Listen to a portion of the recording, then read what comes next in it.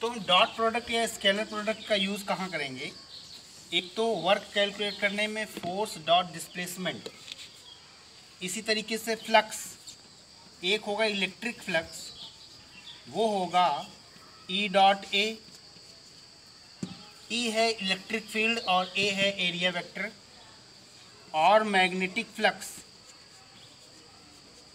B dot A, B है magnetic field और A है एरिया वेक्टर। तो हम बेसिकली इसको वर्क फोर्स में और फिर फ्लक्स कैलकुलेट करने में इन सभी जगहों पे इसको यूज़ किया जाएगा। ठीक है, ऐसे ही हम पावर भी निकालने में कर सकते हैं। P इक्वल्स टू होता है फोर्स डॉट वेलोसिटी वेक्टर। ठीक है, तो ये डॉट प्रोडक्ट के यूज़ होते हैं। अच्छा, हमने जो रेक्टेंगुलर कोऑर्डिनेट सिस्टम पढ़ा था आई कैप, जे कैप, के कैप, उनके टर्म्स में अगर हम बात करें तो ध्यान से देखें, कहा अपने को मिल जाए कभी I vector I cap dot I cap, इन दोनों के बीच का एंगल कितना है? 0 डिग्री, और cos 0 की वैल्यू क्या होती? 1। आई कैप का मैग्नीट्यूड भी 1 और इस आई कैप का भी मैग्नीट्यूड 1, यानी कि इनका दोनों का मैग्नीट्यूड क्या आएगा? 1। इसी तरीके से अगर ये मिल जाए जे कैप डॉट जे कैप, या मिल जाए के कैप डॉट के कैप, इन सब की ही वैल्यू क्या होती है? 1। अगर कभी अपने को ऐसा मिल जाए आई कैप डॉट जे कैप या जे कैप डॉट के कैप या के कैप डॉट आई कैप, आप ध्यान से देखें, आई और जे का मतलब एक्स और वाई एक्सिस के बीच का एंगल कितना होता है? 90 डिग्री, और cos 90 की वैल्यू क्या होती है? 0।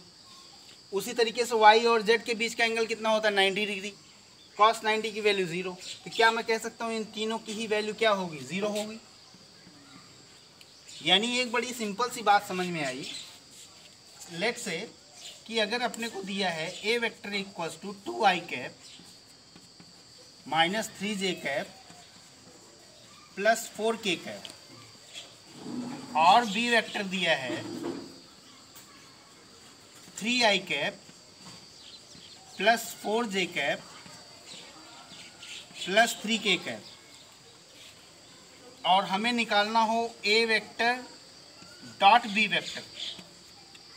ध्यान से समझें, तो हमें i को i के साथ मल्टीप्लिकेशन करने की तो ज़रूरत है, लेकिन i कैप को j कैप के साथ अगर हम मल्टीप्लाई करेंगे तो 0 आएगा आंसर। i को k कैप के साथ मल्टीप्लाई करोगे तब भी 0 आएगा, j को i के साथ करोगे तो भी 0 आएगा, j को k के साथ करोगे तो भी 0 आएगा, k को i से करोगे तो भी 0, k को j से करोगे तो भी 0।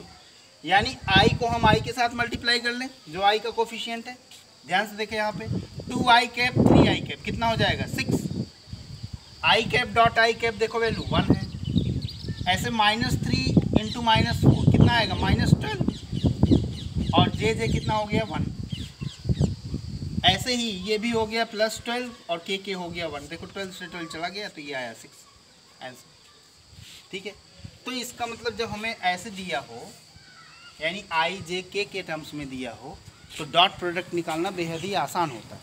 हम क्या करेंगे, जो भी आई का कोफिशिएंट होगा उसको हम आई के कोफिशिएंट के साथ मल्टीप्लाई करेंगे, जो भी जे का कोफिशिएंट होगा उसको हम जे के कोफिशिएंट के साथ मल्टीप्लाई करेंगे, और जो भी के का कोफिशिएंट होगा उसको हम के कैप के कोफिशिएंट के साथ मल्टीप्लिकेशन करेंगे।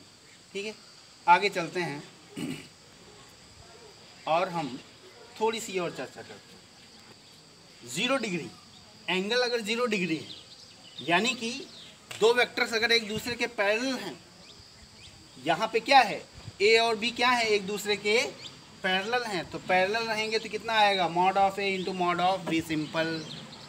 परपेंडिकुलर अगर आ गया, बहुत सारे क्वेश्चन आएंगे आपके पास, भरमार लगी होगी क्वेश्चंस की, कि अगर theta equals to 90 degree, theta equals to 90 कब होगा? जब दो वेक्टर्स क्या हों? परपेंडिकुलर हों। ठीक है, यानी एक अगर x की तरफ होगा, दूसरा y की तरफ होगा, ऐसा भी कह सकता है। या दो वेक्टर कह दे नॉर्मल हैं, तो जब भी नॉर्मल दिया रहे या परपेंडिकुलर दिया रहे तो इसका मतलब हो गया कि उनके बीच का एंगल क्या है? 90 डिग्री हो गया। और अगर कह दिया कि दो वेक्टर्स अपोजिट डायरेक्शन में हैं, तो उनके बीच का एंगल कितना हो गया 180 डिग्री। इन तीनों को हम बड़े आसानी से ही यूज़ कर सकते हैं। ठीक है, तो आगे बहुत सारे सवाल आप देखोगे वर्क कैलकुलेट करने के लिए, जैसा हमने बताया जो एग्जांपल लिए, फ्लक्स कैलकुलेट करने के लिए, पावर कैलकुलेट करने के लिए हम डॉट प्रोडक्ट का यूज़ करेंगे। ठीक है, अगला हम देखते हैं क्रॉस।